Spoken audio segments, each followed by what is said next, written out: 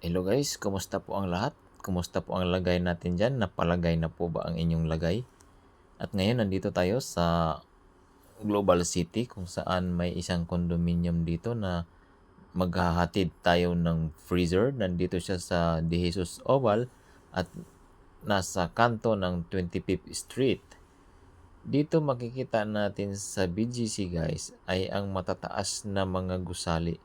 Tulad na lamang nitong building na ito at tayo ay aakyat sa 9. Ang pupuntahan po natin guys ay nasa 19 pang 19 palapag po. Kaya kailangan po natin gumamit ng elevator para hindi po tayo mapagod sa paghakbang sa hagdanan. Habang wala pa po ang kasambahay ay nandito lang muna tayo nakaparking sa gilid at dahil nakaandar ang ating sasakyan, may isang Amerikano na nagsabi sa atin na, "Hey, can you stop the engine?"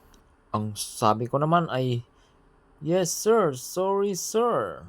Ang naintindihan ko lang naman ay sabi niyang, "Fresh air, fresh air." Fresh air? Kasi ang karga ko sir ay freezer. Gusto niyo po ng fresh air?